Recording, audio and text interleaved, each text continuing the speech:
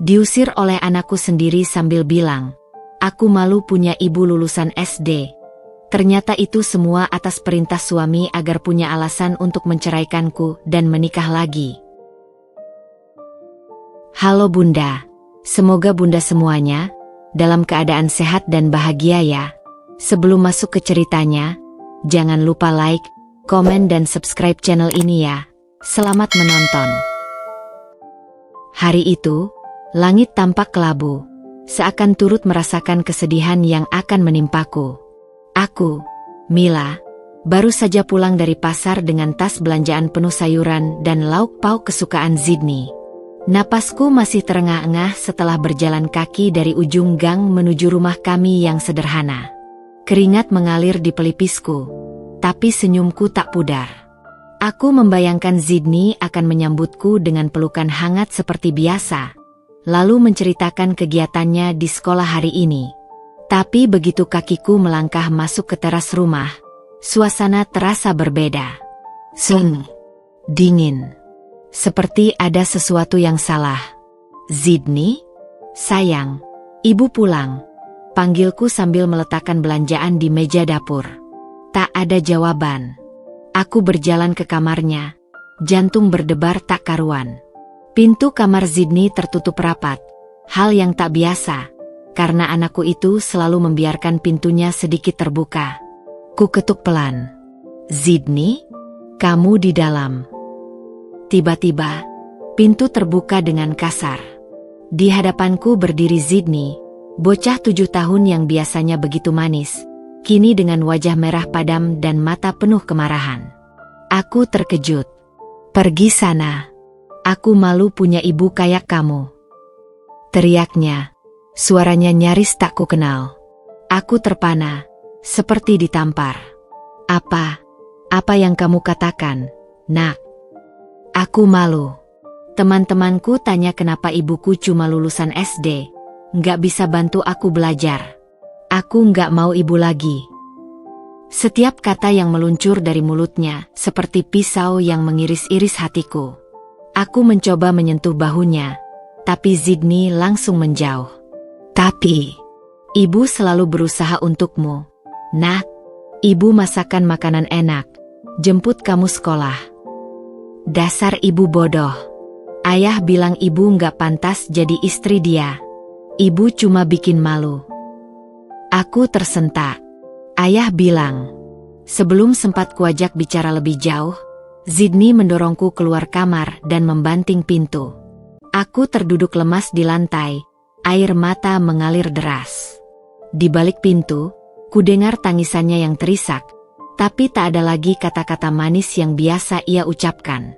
Aku memeluk lututku, mencoba memahami apa yang baru saja terjadi. Sejak kapan Zidni membenciku? Apa yang salah? Lalu, telepon genggamku bergetar. Sebuah pesan masuk dari Lukman. "Pulang malam. Jangan tunggu." Biasanya, aku hanya mengangguk dan mengiyakan. Tapi hari ini, sesuatu dalam hatiku berbisik. Ini bukan sekadar perubahan sikap anak kecil. Ini rencana. Dan aku, Mila yang dianggap tak berpendidikan, akan membuktikan bahwa kecerdasan tak selalu diukur dari ijazah. Karena seorang ibu yang terluka, siap menghancurkan segalanya untuk anaknya.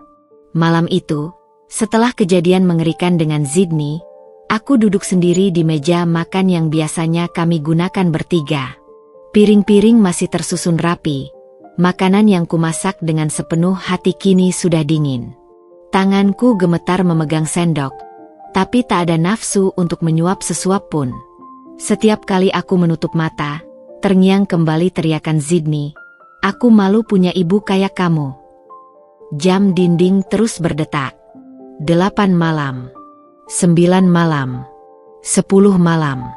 Lukman belum pulang. Ini sudah menjadi kebiasaan baru belakangan ini. Aku mencoba meneleponnya, tapi seperti biasa, langsung dialihkan ke voicemail. "Yang Anda hubungi sedang sibuk." Aku berjalan ke kamar Zidni dengan langkah pelan. Melalui celah pintu, kulihat dia sudah tertidur dengan wajah yang masih terlihat tegang. Pipinya masih basah oleh bekas air mata. Hatiku hancur melihatnya. Anakku yang dulu selalu tertawa riang kini berubah menjadi anak yang menyimpan dendam terhadap ibunya sendiri. Kembali ke ruang tamu, aku memberanikan diri membuka ponsel Lukman yang sengaja dia tinggalkan pagi tadi. Biasanya dia tak pernah lupa membawanya. Jari-jariku gemetar membuka pesan-pesan terakhirnya. Dan di sana, besok aku pastikan dia sudah pergi. Sabar ya sayang. Zidni sudah mulai menurut. Dia akan memilih kita. Aku menekan bibirku kuat-kuat untuk menahan jeritan. Siapa ini? Siapa yang dia ajak bicara seperti ini? Dengan mata berkaca-kaca, aku membuka galeri fotonya. Dan di folder tersembunyi, ada puluhan foto Lukman dengan wanita yang kukenal sebagai Gita, sekretarisnya. Foto-foto mesra di berbagai tempat. Bahkan ada yang diambil di mobil kami. Tiba-tiba, suara pintu depan terbuka membuatku kaget. Cepat-cepat kuletakkan ponselnya kembali di tempat semula. Lukman masuk dengan wajah lelah, tapi matanya langsung menyipit melihatku masih terjaga. "Kamu belum tidur?" tanyanya datar, tanpa sedikit pun nada perhatian. Aku menarik napas dalam. Aku ingin bicara tentang Zidni. Hari ini dia. Ah, lagi-lagi Zidni. Potongnya kasar sambil melepas dasi. Dia hanya anak kecil. Jangan dibuat masalah besar. Tapi dia bilang malu punya ibu lulusan SD. Dari mana dia dapat pemikiran seperti itu? Lukman berhenti sejenak, lalu mendekatiku. Aku bisa mencium bau parfum wanita yang melekat pada bajunya. "Mila, kamu tahu, mungkin memang waktunya kamu introspeksi diri. Di zaman sekarang, ibu-ibu semuanya berpendidikan. Kamu pikir cukup dengan bisa masak dan bersih-bersih rumah?" Perkataannya seperti tamparan keras. "Jadi, kamu setuju dengan Zidni?" Dia menghela napas panjang. "Aku hanya memikirkan yang terbaik untuk masa depan anak kita. Kamu tak bisa membantunya belajar, tak bisa bergaul dengan ibu-ibu lain yang berpendidikan. Apa kamu tak mengerti?" Mata Lukman tak pernah bertemu dengan mataku saat mengatakan ini. Aku melihat bagaimana jarinya memainkan cincin kawinnya, tanda klasik bahwa dia sedang berbohong. "Lukman," suaraku bergetar, "apa ada orang lain yang memengaruhi Zidni?" Dia tiba-tiba berubah agresif. "Kamu mau menuduh siapa sekarang? Gara-gara kamu tak berpendidikan, sekarang mau nyalahin orang lain?" Aku terkejut dengan reaksinya yang berlebihan. Aku tidak menyebut nama siapapun. "Sudah, tidurlah. Besok aku ada meeting pagi." Dengan itu, dia berbalik dan masuk ke kamar, meninggalkanku sendiri di ruang tamu dengan sejuta pertanyaan yang tak terjawab. Malam itu, untuk pertama kalinya dalam pernikahan kami, Lukman tidur di kamar tamu. Dan aku mulai menyadari bahwa ini bukan sekadar masalah Zidni. Ini adalah rencana yang disusun rapi untuk mengusirku dari keluarga sendiri. Di luar jendela, hujan mulai turun. Seperti air mataku yang tak henti mengalir. Tapi di balik kesedihan ini, sesuatu mulai tumbuh dalam diriku. Sebuah tekad. Jika mereka mengira Mila yang hanya lulusan SD ini akan menyerah begitu saja, mereka salah besar. Aku akan membuktikan bahwa gelar kesarjanaan tak ada artinya dibandingkan kecerdasan seorang ibu yang sedang berjuang untuk anaknya. Pagi hari setelah pertengkaran dengan Lukman, aku terbangun dengan kepala berat dan mata sembab. Jam di dinding menunjukkan pukul 5.30. Biasanya aku sudah mulai menyiapkan sarapan untuk keluarga. Tapi pagi ini, tubuhku terasa lemas tak bertenaga. Dari balik pintu kamar Zidni, kudengar suara kecilnya sedang berbicara sendiri. "Ya, ayah, aku sudah bilang ke ibu seperti yang ayah ajarkan." Dadaku sesak mendengarnya. Perlahan ku mundur dari pintu, tak ingin dia tahu bahwa aku mendengar pembicaraannya. Suara langkah kaki di lantai atas membuatku menengadah. Lukman sudah bangun dan sedang bersiap-siap di kamar tamu. Dengan langkah gontai, aku menuju dapur. Tanganku secara otomatis mulai menyiapkan kopi untuk Lukman seperti biasa, meski hati ini sudah tak lagi tulus. Bau kopi yang biasanya menenangkan, pagi ini justru membuat perutku mual. Dari dapur, kudengar suara Lukman sedang berbicara di telepon dengan suara rendah. "Jangan khawatir, sayang. Masih beberapa hari lagi." Aku membeku. Suaranya begitu lembut, berbeda sama sekali dengan nada kasar yang digunakannya padaku semalam. Jari-jariku mencengkeram tepi meja dapur sampai keputihan. Siapa yang dia panggil, sayang? Dengan sangat hati-hati, aku menyelinap mendekati sumber suara. Lukman berdiri di dekat jendela ruang kerja kecil di lantai dasar. Punggungnya membelakangiku. "Ya, aku janji. Setelah aku dapat hak asuh Zidni dan menceraikannya, kita bisa mulai hidup baru." "Iya, dia memang cuma lulusan SD, mana mungkin menang melawan kita." Sekujur tubuhku gemetar mendengarnya. Rasanya seperti ada ribuan pecahan kaca menusuk-nusuk jantungku. Selama ini, selama aku setia mendampinginya, selama aku merawat anak kami dengan sepenuh hati, ternyata dia sudah merencanakan pengkhianatan ini. Tanpa kusadari, sebuah piring kecil tergeser oleh lenganku yang gemetar dan jatuh ke lantai dengan suara pecah yang nyaring. "Siapa?" teriak Lukman berbalik dengan wajah panik. Aku berdiri membeku di ambang pintu dapur. Wajahku pasti pucat seperti mayat. Matanya membelalak melihatku. Lalu cepat-cepat dia menutup teleponnya. Kamu dengar apa?" tanyanya dengan suara tegang. Aku menggigit bibir bawahku sampai terasa sakit. "Cukup banyak," jawabku perlahan, berusaha menahan getar di suaraku. Terutama bagian tentang menceraikannya dan hidup baru. Lukman menghela napas panjang, lalu wajahnya yang semula panik berubah dingin. "Baiklah kalau sudah tahu. Aku memang berencana mengakhiri pernikahan kita. Mila, kamu pikir aku bisa hidup bahagia dengan perempuan yang bahkan tak mengerti percakapan intelektual sederhana?" Setiap katanya seperti pukulan telak. "Jadi selama ini, semua ini rencanamu? Membuat Zidni membenciku?" Dia menyeringai. "Zidni butuh ibu yang bisa membantunya berkembang. Lihat dirimu, Mila. Kamu bahkan tak bisa membantu PR matematika SD-nya." Aku menatapnya dengan mata berkaca-kaca. Tapi kali ini bukan air mata sedih. Ini adalah air mata kemarahan yang mendidih. "Dan Gita? Dia yang kau bicarakan tadi?" Lukman terkejut mendengar namanya, tapi cepat menguasai diri. "Ya, Gita. Dia sempurna dalam segala hal yang tak kamu miliki.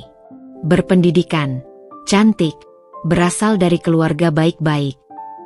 Dan lebih muda, sergahku pedas. Jangan lupa bagian itu." Wajahnya merah padam. "Sudahlah, tak ada gunanya berdebat. Aku akan mengajukan cerai minggu depan. Kamu bisa tinggal di sini sampai semuanya selesai, tapi jangan harap dapat hak asuh Zidni." Dia berbalik dan berjalan menuju pintu depan, mengambil kunci mobilnya. Sebelum pergi, dia menoleh sekali lagi. "Oh ya, kalau kamu mencoba menghubungi pengacara, ingat, tak ada yang akan berpihak pada ibu rumah tangga lulusan SD tanpa pekerjaan." Pintu tertutup dengan keras, meninggalkanku sendirian di rumah yang tiba-tiba terasa sangat besar dan kosong. Aku merosot ke lantai, tak kuat lagi menahan beban yang menghancurkan hatiku. Tapi di tengah keputusasaan itu, sesuatu dalam diriku bangkit. Sebuah tekad yang tak kukenal sebelumnya. Aku mungkin hanya lulusan SD, tapi aku bukan orang bodoh. Dan aku pasti bukan perempuan yang akan diam saja ketika keluarganya dihancurkan. Dengan tangan gemetar, kuambil telepon genggamku dan memencet nomor yang sudah lama tak kuhubungi. Rina, sahabatku semasa SMA dulu yang sekarang bekerja di firma hukum. Jika Lukman mengira aku akan menyerah begitu saja, Dia sangat keliru. Pertempuran untuk anakku baru saja dimulai. Dan aku, Mila yang dianggap tak berpendidikan ini, akan menggunakan segala kecerdikan dan kekuatan yang kupunya untuk melawan. Matahari sudah tinggi ketika aku terbangun dari tidur yang tak nyenyak. Kepalaku berat, dan mataku masih sembab setelah semalam menangis hingga larut. Lukman sudah pergi bekerja, atau setidaknya, itulah yang dikatakannya. Zidni juga sudah berangkat sekolah dengan diantar sopir, tanpa mau sarapan bersamaku. Aku berdiri di depan cermin kamar mandi, menatap wajahku yang kuyu. Kulit yang dulu bersinar sekarang pucat, garis-garis halus di sudut mata terlihat lebih jelas. Perempuan lulusan SD, bisikku pada bayanganku sendiri, mengulangi kata-kata yang dilontarkan suami dan anakku. Tiba-tiba, teleponku bergetar. Sebuah pesan dari Rina. Aku sudah cek data Gita. Ada sesuatu yang menarik. Datang ke kantorku jam 1 siang. Jantungku berdebar kencang. Selama ini, aku hanya mendengar nama Gita dari omongan kantor Lukman. Seorang sekretaris muda, cerdas, lulusan universitas ternama. Tapi Rina sepertinya menemukan sesuatu. Kantor Rina berada di lantai 12 sebuah gedung perkantoran yang megah. Aku merasa asing di antara para profesional yang lalu lalang dengan setelan rapi dan tas kulit mewah. Pakaian sederhanaku, kemeja lusuh dan celana jeans pudar, membuat beberapa orang melirikku dengan pandangan merendahkan. Terima kasih sudah datang, sambut Rina, menyodorkan secangkir kopi. Matanya penuh perhatian. Aku sudah melakukan investigasi kecil-kecilan tentang Gita. Dia membuka laptopnya dan menunjukkan beberapa dokumen. Ini profil lengkapnya. Gita Suryani, 26 tahun, mengaku lulusan Fakultas Hukum Universitas Pajajaran dengan IPK 38. Aku mengangguk lesu. Jadi dia memang pintar. Rina tersenyum sinis. Seharusnya begitu. Tapi lihat ini. Jarinya menunjuk ke bagian tertentu di layar. Aku cek ke kampusnya. Tidak ada nama Gita Suryani yang lulus tahun itu. Aku terbatuk, hampir menumpahkan kopi. Apa? Dan ini lebih menarik, lanjut Rina, membuka tab berikutnya. Gita ternyata sudah pernah menikah sebelumnya. Cerai tahun lalu. Suaminya melaporkan dia karena penipuan dan pemalsuan dokumen. Dadaku sesak. Jadi, ijazahnya palsu. Tapi yang lebih parah, Rina menatapku tajam. Dia punya riwayat mendekati pria-pria berduit untuk kemudian menguras hartanya. Sudah 2 korban sebelum Lukman. Aku memicingkan mata, mencerna semua informasi ini. Tapi Lukman, dia sangat percaya Gita itu sempurna. Dia bilang Gita dari keluarga terpandang. Rina menggeleng. Orang tuanya hanya pedagang kecil di pasar. Gita ahli menciptakan citra diri. Media sosialnya penuh foto di tempat mewah. Padahal itu semua hasil menjerat pria-pria seperti Lukman. Aku berdiri, berjalan mondar-mandir di ruangan sempit itu. Aku harus memberitahu Lukman. Dia sedang diperdaya. Rina menahan lenganku. Jangan terburu-buru. Lukman sekarang sedang tergila-gila padanya. Dia justru akan menganggap kamu yang menjatuhkan Gita karena cemburu. Dia benar. Lukman sudah begitu jauh berubah, sampai tak bisa melihat kebenaran yang terang benderang sekalipun. Lalu apa yang harus kulakukan? Tanyaku putus asa. Rina tersenyum tipis. Kita kumpulkan bukti lebih banyak. Dan dia mengeluarkan sebuah kartu nama dari laci. Kamu perlu bertemu dengan seseorang. Teman kuliahku yang bekerja di biro investigasi. Sore harinya, aku duduk di sebuah kafe sepi, menatap foto-foto Gita di media sosial yang Rina cetak untukku. Perempuan itu cantik, kulit putih, ramping, selalu tersenyum manis di setiap foto. Tapi yang paling menyakitkan adalah foto-foto dia bersama Lukman.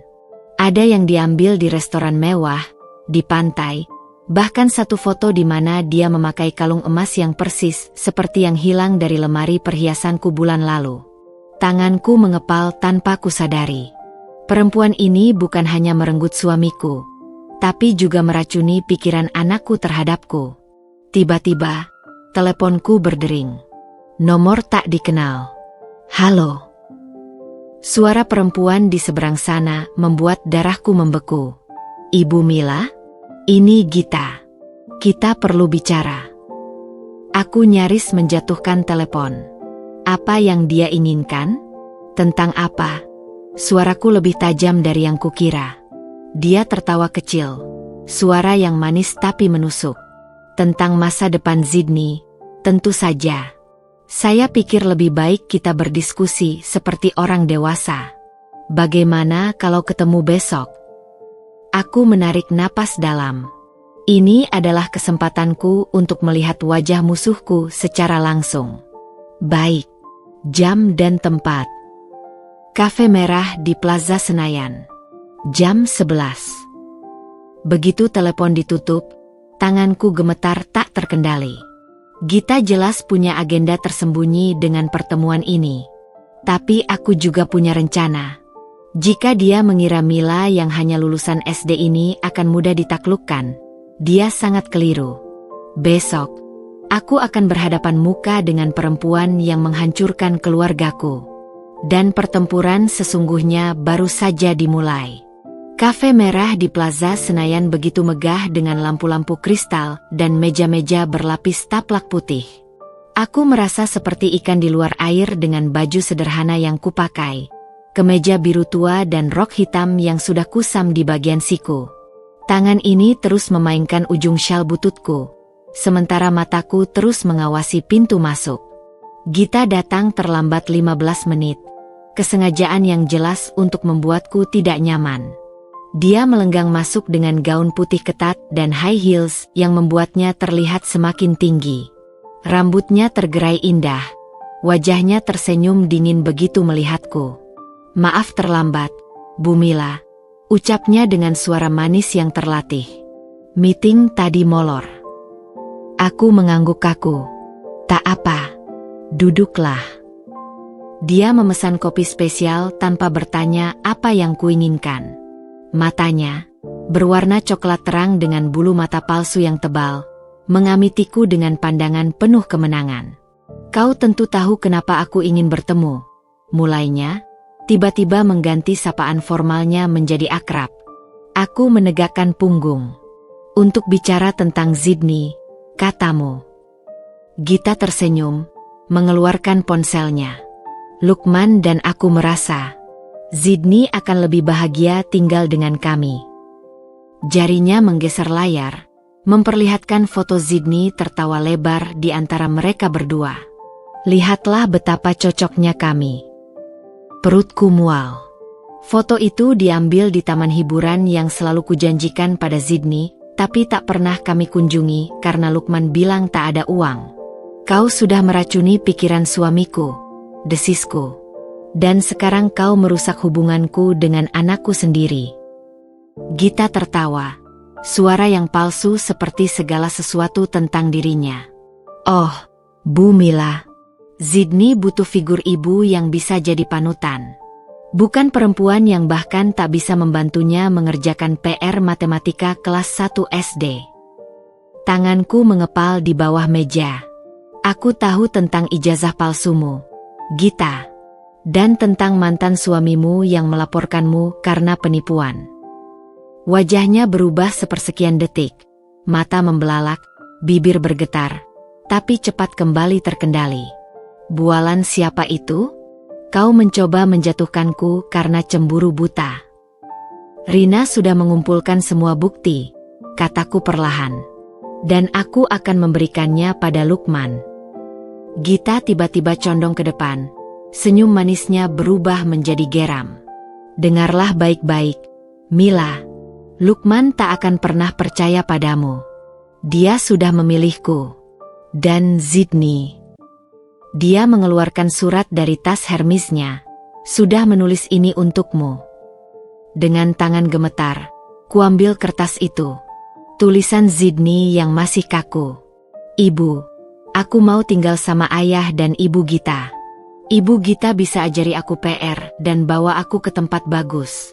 Aku malu sama teman-teman kalau bilang ibuku cuma lulus SD. Jangan cari aku lagi. Air mataku jatuh menetes-netes di atas kertas itu. Gita mengamati reaksiku dengan puas. Seperti kucing yang baru saja menerkam burung. Kau yang menyuruhnya menulis ini. Suaraku parau. Dia mengangkat bahu. Anak-anak itu polos. Mila.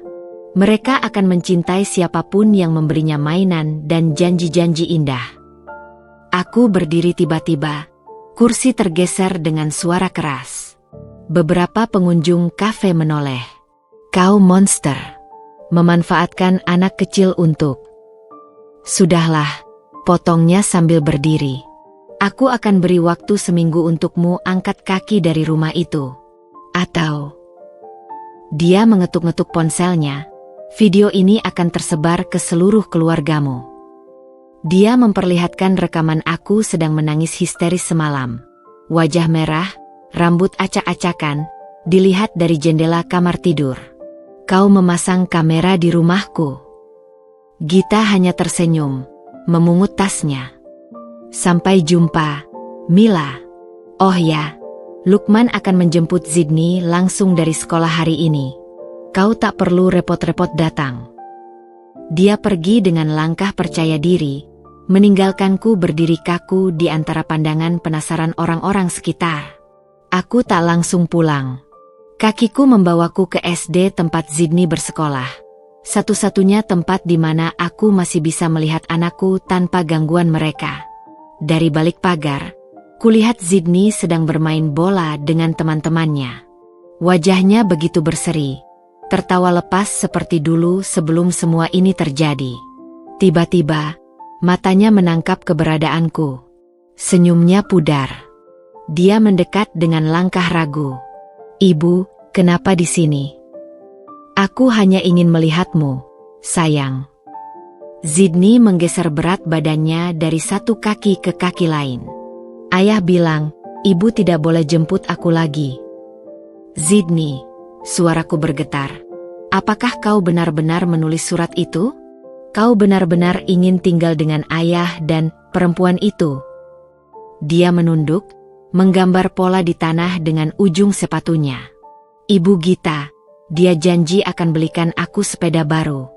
Dan bawa aku liburan ke Bali. Dan itu lebih penting daripada ibumu. Ketika dia mengangkat wajah, ada air mata di matanya. Tapi, ayah bilang ibu nggak sayang aku lagi. Bilang ibu mau pergi jauh. Aku ingin menjerit. Ingin mengguncang-guncang tubuh kecilnya sampai dia mengerti betapa dia telah dibohongi. Tapi aku hanya berlutut, memeluknya erat. Aku takkan pernah meninggalkanmu, nak, apapun yang terjadi. Dia kaku dalam pelukanku, lalu perlahan mendorongku. Ayah datang. Lukman berdiri beberapa meter dari kami, wajahnya gelap. Di sebelahnya, Gita tersenyum sinis sambil melambai pada Zidni. Zidni, ayo kita pergi, panggil Lukman kasar. Anakku melirikku sekali lagi, lalu berlari ke arah mereka. Gita segera merangkul bahunya, sengaja menoleh padaku dengan senyum kemenangan sebelum membimbing Zidni masuk ke mobil mewah yang bahkan tak kukenal. Aku berdiri di tempat, memperhatikan mobil itu menghilang di ujung jalan. Hujan mulai turun, tapi aku tak bergerak. Air yang dingin itu bercampur dengan air panas di pipiku. Di tengah keputusasaan itu, sesuatu dalam diriku mengeras. Gita mungkin mengira permainannya sudah menang. Tapi dia lupa satu hal. Tak ada yang lebih berbahaya daripada seorang ibu yang terpojok. Aku akan membuktikan bahwa gelar sarjana palsunya tak ada artinya dibandingkan kecerdasan alami seorang ibu yang berjuang untuk anaknya. Dan untuk Lukman, dia akan menyesal telah mengkhianati sumpah pernikahannya. Pertempuran baru saja dimulai. Hujan masih mengguyur ketika aku tiba di rumah. Sebuah rumah yang kini terasa begitu asing, begitu dingin, meskipun atapnya masih melindungiku dari basah. Aku berdiri di teras, menatap pintu depan yang pernah menjadi simbol kebahagiaan keluarga kecil kami. Sekarang, ia hanya sebuah penghalang kayu yang memisahkanku dari kehidupan yang telah direnggut dariku. Kudorong pintu itu perlahan. Suara ceriaknya yang dulu biasa kini terasa seperti jeritan peringatan. Di dalam, rumah itu sunyi, terlalu sunyi. Tidak ada teriakan Zidni yang menyambutku.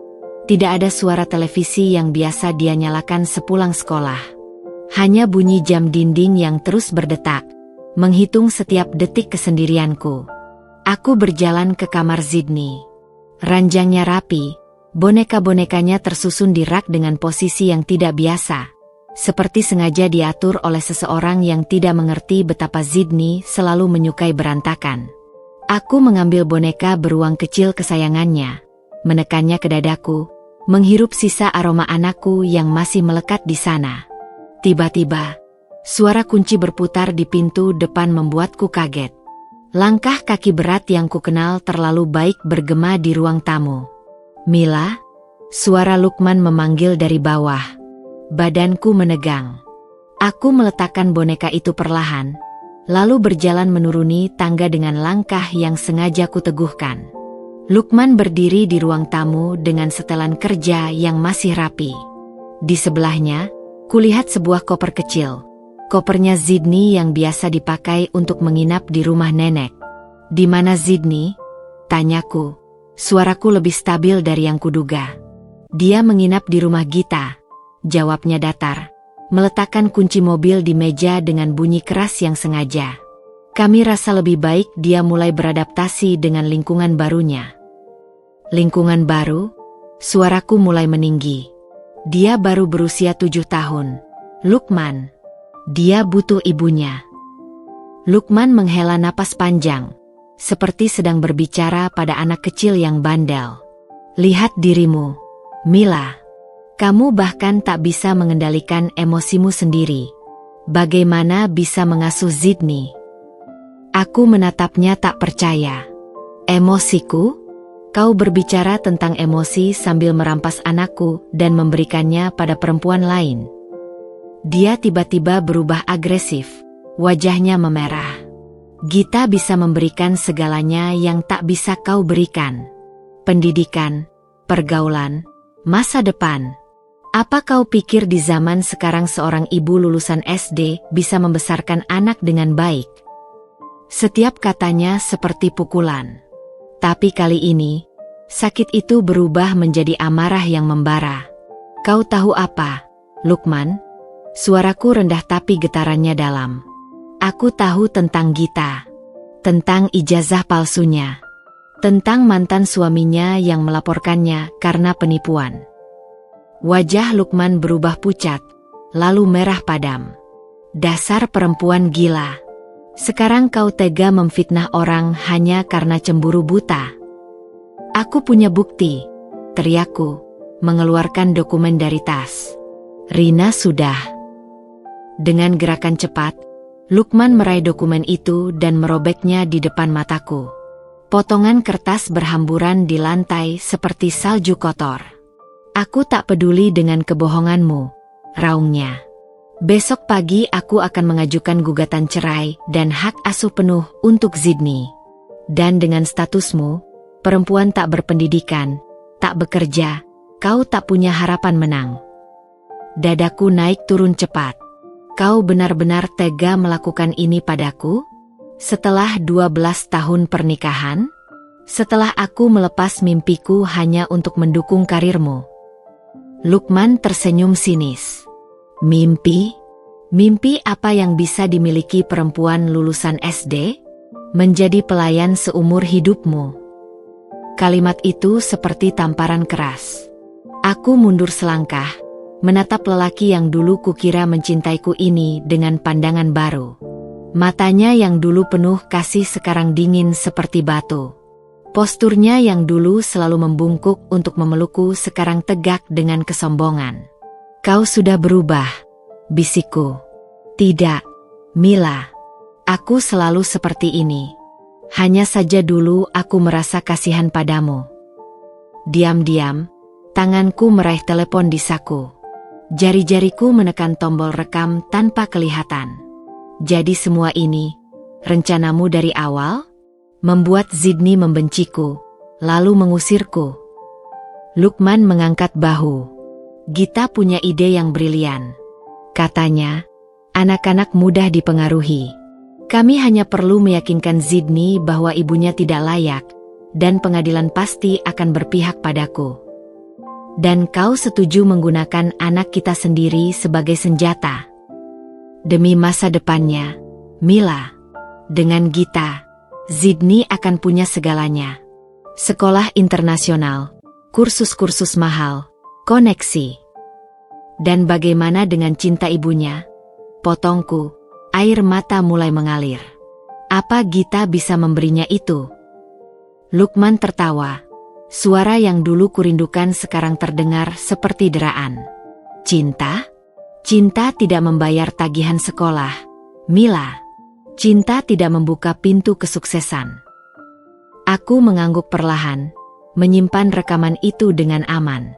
Kalau begitu, aku punya sesuatu untukmu.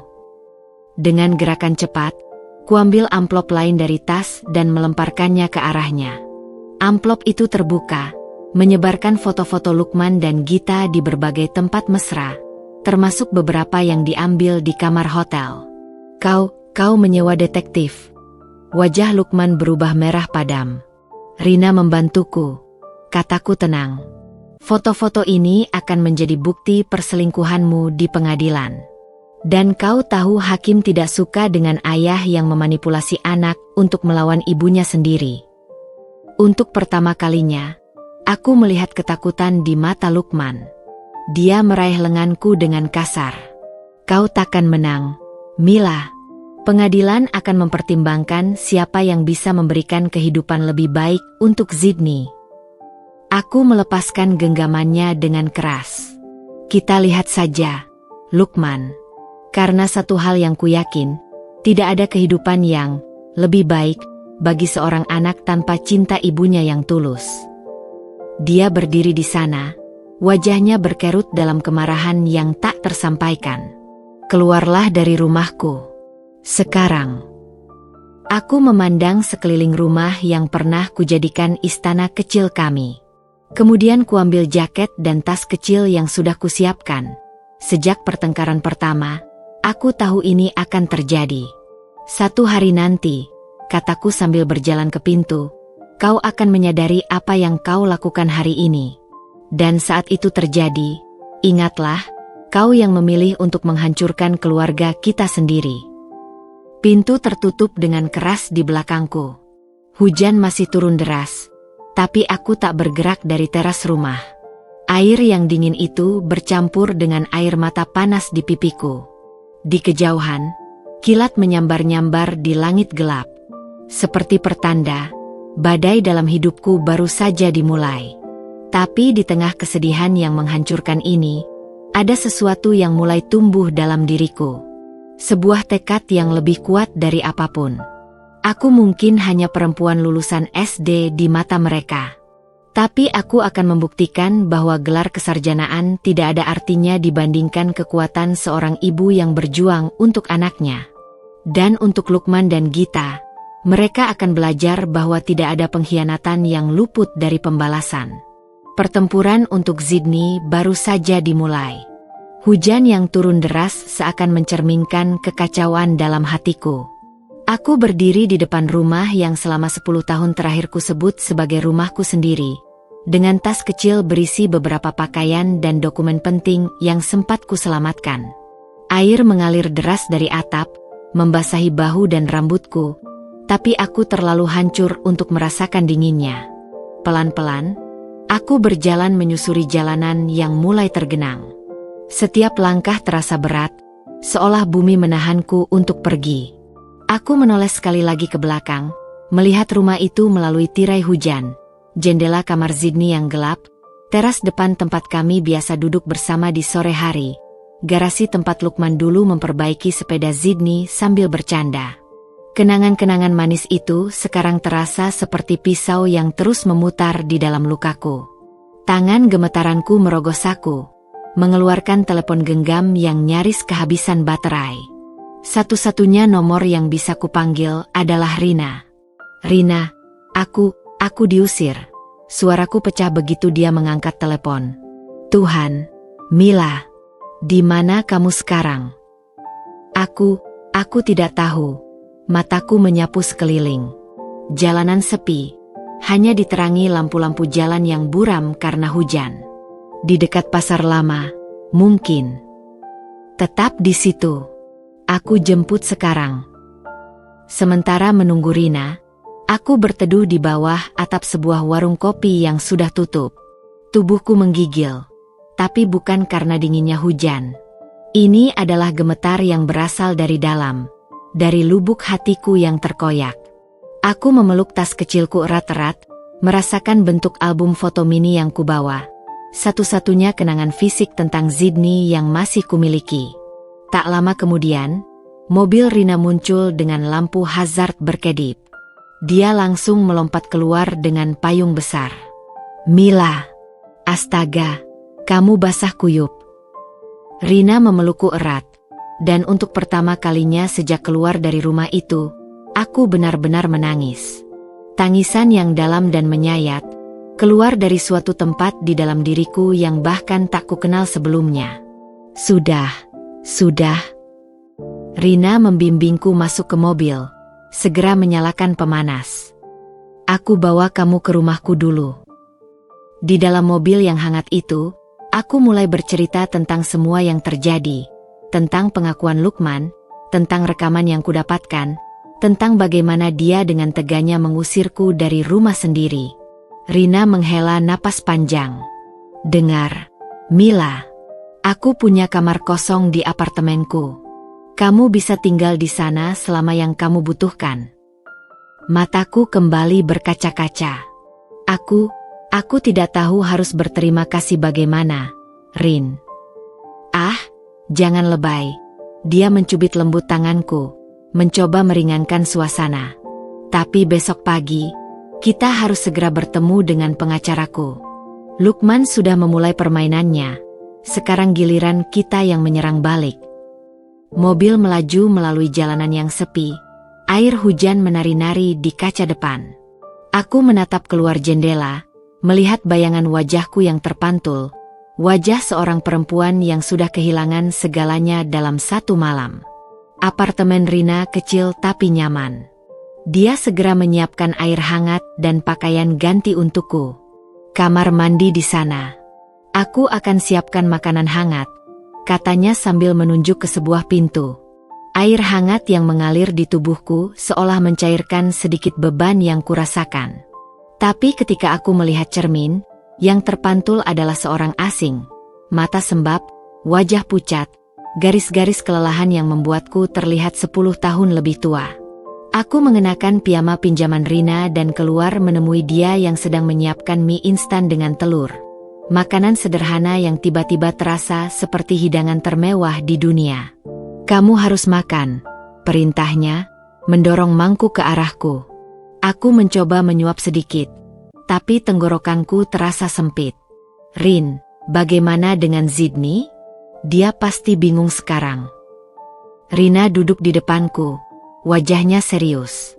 Kita akan berusaha dapatkan hak kunjungan besok. Tapi Mila. Dia memegang tanganku. Kamu harus kuat. Perjuangan ini baru saja dimulai. Aku mengangguk perlahan, menatap mangkuk mie yang mulai dingin. Tiba-tiba, telepon Rina berdering. Ini pengacaraku, katanya sambil mengangkat telepon. Ya, kami mengerti, besok jam 9? Baik. Begitu dia menutup telepon, wajahnya berubah. Ada perkembangan buruk. Lukman sudah lebih dulu mengajukan permohonan perlindungan untuk Sydney, mengklaim kamu berpotensi melakukan kekerasan psikologis pada anak. Apa? Suaraku melengking. Dia menggunakan rekaman saat kamu menangis histeris sebagai bukti ketidakstabilan emosionalmu. Aku terduduk lemas. Gita. Pasti ide Gita. Perempuan licik itu tahu persis bagaimana memanipulasi sistem. Rina menatapku tegas.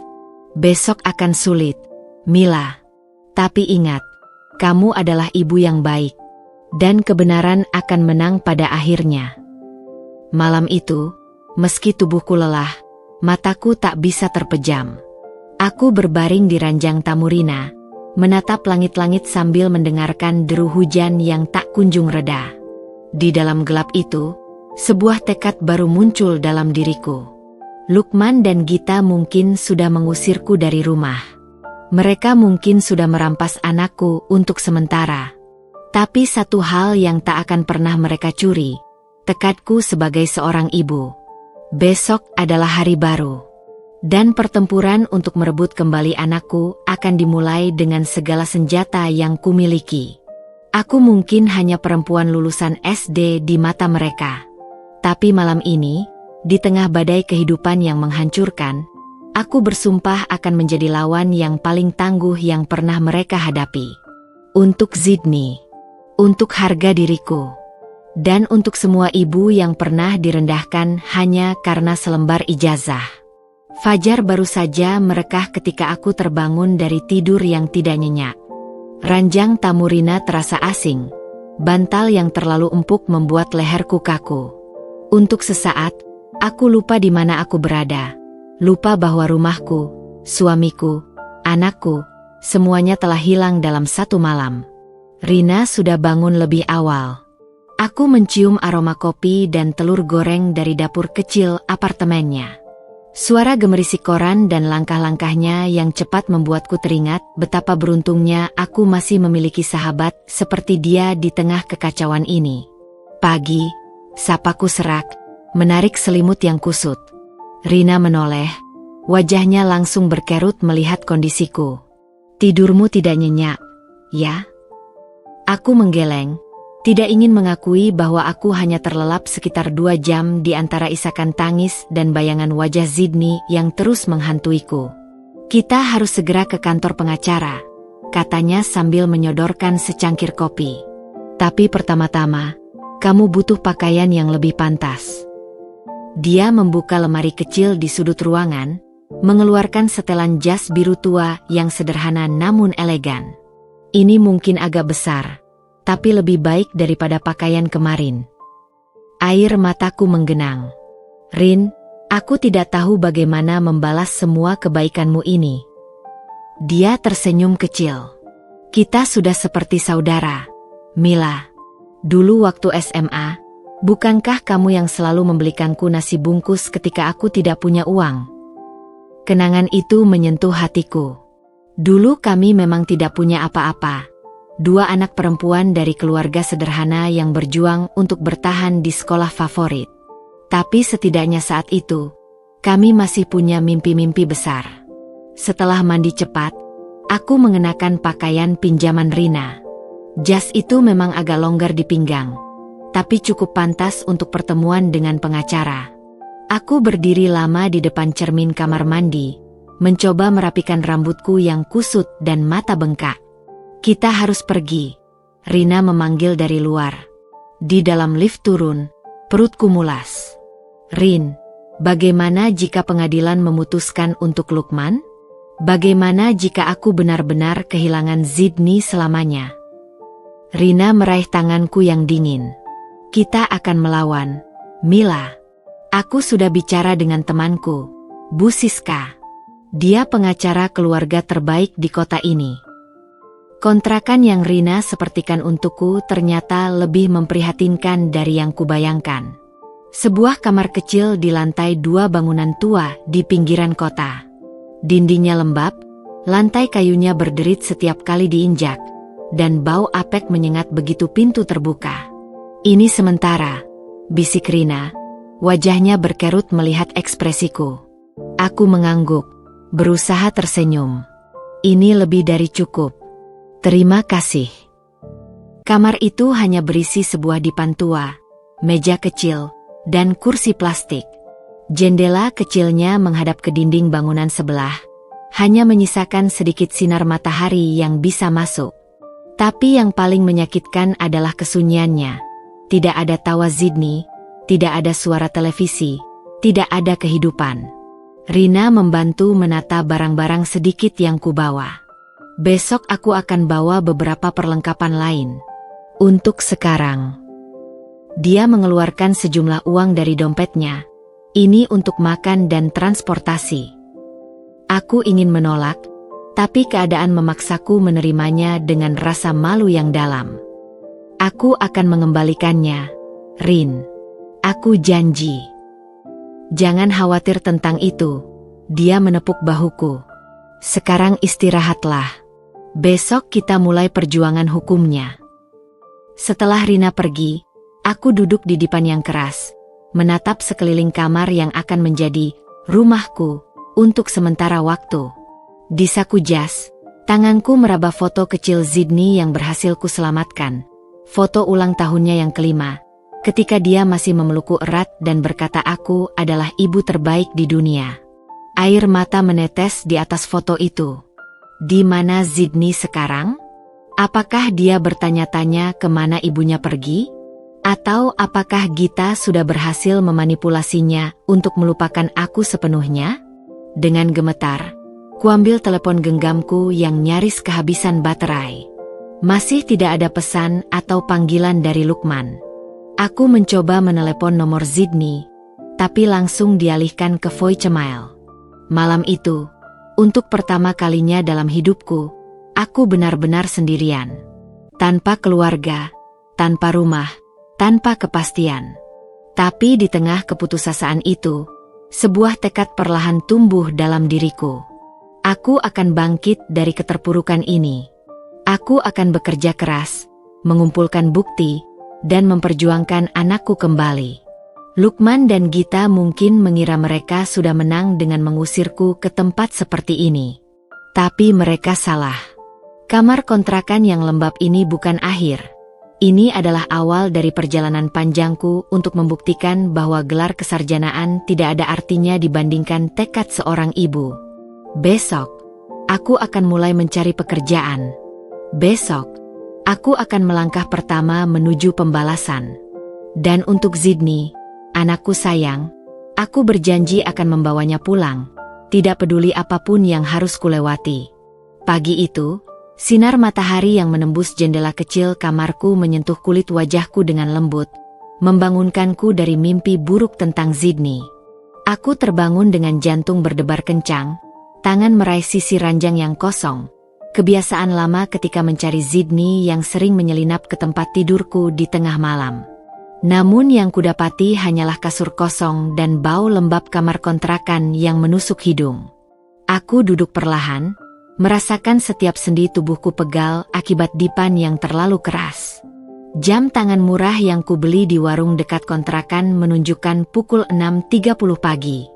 Masih ada waktu sebelum pertemuan dengan pengacara pukul 9. Dengan langkah berat, aku menuju wastafel kecil di sudut kamar, mencuci muka dengan air dingin yang membuat napasku tersendat. Wajah di cermin buram itu membuatku tertegun. Lingkaran hitam tebal mengelilingi mata yang dulu selalu dipuji Lukman sebagai mata rusa yang teduh. Rambutku yang biasanya rapi kini kusut tak terurus. Kulit wajahku pucat. Garis-garis kelelahan dan stres mulai terukir jelas di sekitar dahi dan mulut. Inikah wajah seorang perempuan yang dikhianati? Telepon bergetar di atas meja kayu lapuk. Pesan dari Rina. Aku jemput jam 8. Jangan lupa makan. Hari ini akan melelahkan. Aku menghela napas, membuka plastik nasi bungkus yang kubeli semalam. Nasinya sudah mengering. Lauknya terlihat tak menggugah selera. Tapi aku harus makan. Harus kuat. Untuk Sydney. Kantor pengacara Siska ternyata berada di lantai 15 sebuah gedung perkantoran megah di pusat kota. Aku merasa sangat tidak pantas berdiri di antara para profesional yang lalu lalang dengan pakaian mahal dan dokumen penting di tangan. Jas pinjaman Rina tiba-tiba terasa begitu kumal dibandingkan setelan-setelan elegan di sekitarku. Tenang, bisik Rina sambil meraih tanganku yang dingin. Mereka manusia juga, sama seperti kita. Bu Siska ternyata seorang perempuan parubaya dengan penampilan sangat rapi dan mata tajam yang seolah bisa melihat langsung ke dalam pikiran orang. Ruang kerjanya dipenuhi piagam dan penghargaan, membuatku semakin kecil diri. "Silakan duduk, Ibu Mila." Suaranya ramah tapi profesional. Dengan gemetar, aku menceritakan seluruh kisahku, dari awal pernikahan, perubahan sikap Lukman, kehadiran Gita, hingga pengusiran keji itu. Aku memperlihatkan rekaman suara, foto-foto bukti perselingkuhan, dan dokumen palsu Gita yang berhasil Rina kumpulkan. Bu Siska mendengarkan dengan serius, sesekali membuat catatan. Ketika aku selesai, dia menghela napas panjang. "Ini kasus yang sulit, tapi bukan tidak mungkin," katanya sambil menatapku langsung. "Yang paling berbahaya adalah klaim ketidakstabilan emosional yang diajukan suami ibu. Pengadilan cenderung berpihak pada ayah jika ada indikasi ibu tidak stabil. Tapi itu rekaman yang dimanipulasi," protesku. "Dengan foto-foto perselingkuhan dan bukti pemalsuan dokumen Gita, kita punya senjata kuat," lanjut Bu Siska. "Tapi ibu harus bisa membuktikan kemampuan finansial dan stabilitas emosi." Aku menunduk. Aku tidak punya pekerjaan sekarang. "Dan itu masalah besar," katanya dengan jujur. "Pengadilan akan mempertimbangkan siapa yang bisa memberikan kehidupan lebih layak untuk Zidni." Rina tiba-tiba berseru, "Tunggu, aku punya ide. Kantorku sedang mencari asisten dapur untuk kantin. Gajinya tidak besar, tapi aku mau," potongku sebelum dia selesai. "Aku bisa masak. Selama ini aku hanya ibu rumah tangga, tapi masakanku selalu dipuji." Bu Siska tersenyum untuk pertama kalinya. "Itu awal yang baik. Ibu juga perlu mengikuti tes psikologi untuk membuktikan stabilitas emosional." Dan matanya berbinar. "Kita perlu lebih banyak bukti tentang manipulasi terhadap Zidni." Pertemuan berakhir dengan rencana konkret. Bu Siska akan mengajukan permohonan hak kunjungan sementara aku harus mulai bekerja secepat mungkin. Siang itu, Rina mengajakku makan di warung dekat kantornya. "Kamu serius mau kerja di kantin?" tanyanya sambil menyuap nasi padang. Aku mengangguk mantap. Aku akan melakukan apa saja untuk Zidni. Mataku tiba-tiba tertarik pada sebuah poster di dinding warung. Lomba masak tingkat kota. Hadiah 10 juta dan kontrak kerja. "Rin, lihat itu." Rina menoleh, lalu tersenyum lebar. "Kamu harus ikut. Masakanmu selalu enak."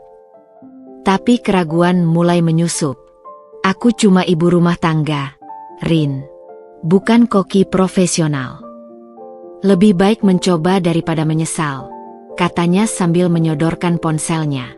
"Aku daftarkan kamu, ya? Deadline-nya besok." Dengan jantung berdebar, aku mengangguk. Ini mungkin satu-satunya kesempatanku untuk mendapatkan pekerjaan layak dengan cepat. Malam harinya, di kamar kontrakanku yang sunyi, aku merencanakan segala sesuatu dengan cermat. Lomba masak minggu depan. Pekerjaan di kantin Rina yang akan mulai besok.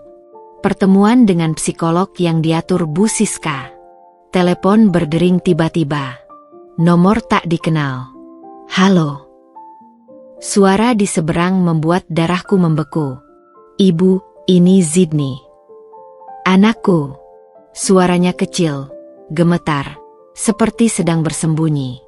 "Zidni, sayang, di mana kamu? Kenapa?" Aku takut. Ibu Gita marah terus. Aku rindu masakan ibu." Dia terisak. Suara itu menghancurkan hatiku. "Sayang, dengarkan ibu. Ibu sedang berusaha." Tiba-tiba suara gaduh di latar belakang, lalu sambungan terputus. Aku berdiri gemetar, air mata mengalir deras. Telepon segera berdering lagi. Bukan Zidni. Lukman. Jangan coba-coba hubungi anakku lagi. Suaranya dingin. Lukman. Dia menangis. Apa yang kalian lakukan padanya? Itu bukan urusanmu lagi. Ingat baik-baik, Mila. Kamu hanya perempuan kampungan lulusan SD. Jangan bermimpi bisa mengalahkan aku di pengadilan. Telepon diputuskan. Aku terjatuh di lantai, tubuh menggigil. Tapi di tengah keputusasaan itu, amarah mulai membara. Mereka menyakiti Zidni, anakku, darah dagingku. Dengan tangan gemetar, kuambil buku catatan kecil dan mulai menulis rencana besarku. 1. Menang lomba masak. 2. Dapatkan pekerjaan tetap. 3. Kumpulkan bukti lebih banyak. 4. Bawa pulang Zidni. Malam itu, untuk pertama kalinya sejak diusir, aku tidur dengan tekad membara di dada. Lukman dan Gita mungkin mengira mereka sudah menang. Tapi pertempuran sesungguhnya baru saja dimulai. Dan aku, Mila yang hanya lulusan SD ini, akan membuktikan bahwa cinta seorang ibu lebih kuat dari semua gelar akademis dan tipu muslihat mereka. Matahari pagi menyinari wajahku melalui jendela kecil kamar kontrakan ketika aku terbangun dengan tekad yang membara. Malam tadi, setelah telepon dari Zidni yang menyayat hati, aku tidak bisa tidur sampai larut. Suara kecilnya yang ketakutan masih bergema di telingaku, membuat dadaku sesak dan tangan ini mengepal tanpa sadar. Aku menatap daftar rencana yang kutulis tadi malam. 4 poin sederhana yang menjadi peta perjuanganku. Hari ini adalah hari pertama aku bekerja di kantin kantor Rina. Kesempatan pertama untuk membuktikan bahwa aku bisa mandiri secara finansial. Dengan cepat aku mandi dan mengenakan pakaian sederhana yang kubeli di pasar dengan sisa uang pinjaman Rina. Celana kain hitam longgar dan kemeja biru tua yang mudah menyerap keringat. Rambut panjangku kukonde rapi dan kuikat kuat-kuat. Kamu bisa, Mila. Bisikku pada bayanganku di cermin kamar mandi yang buram.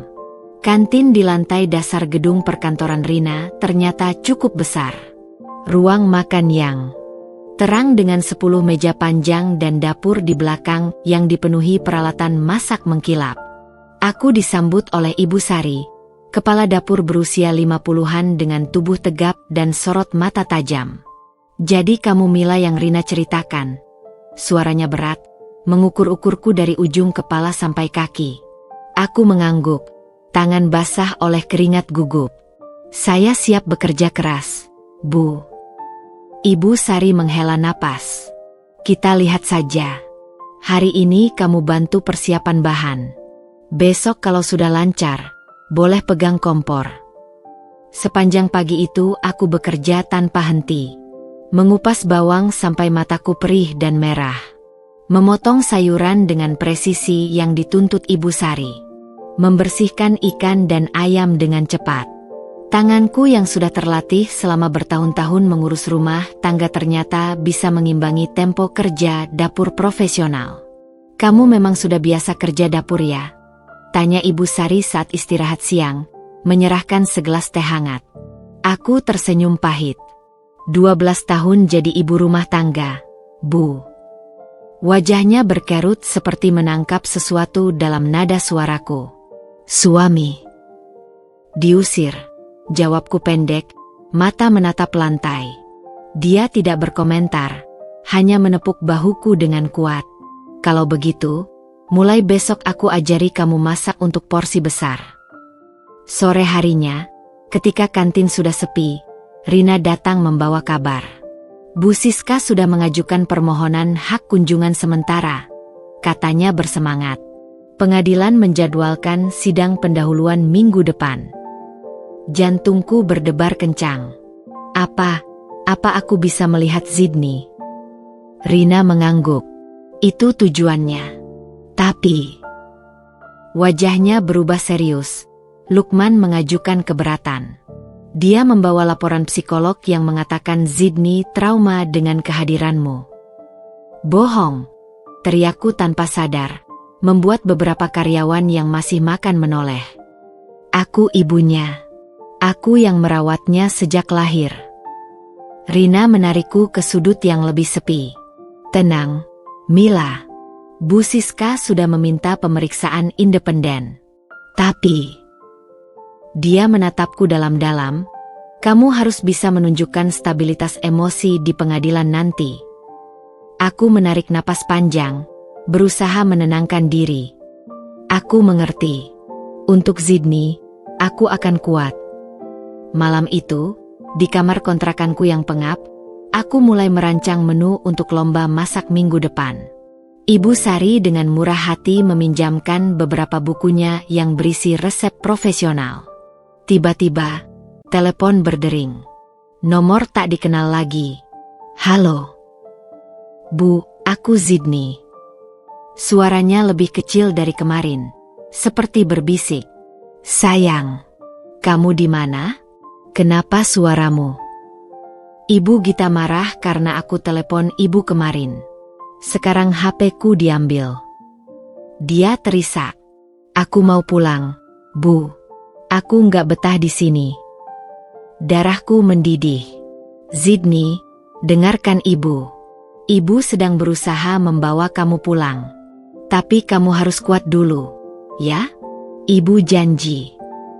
Suara berisik di latar belakang, lalu sambungan terputus tiba-tiba. Aku duduk terpaku, telepon masih menempel di telinga. Air mata panas mengalir di pipiku, tapi kali ini tidak ada rasa putus asa.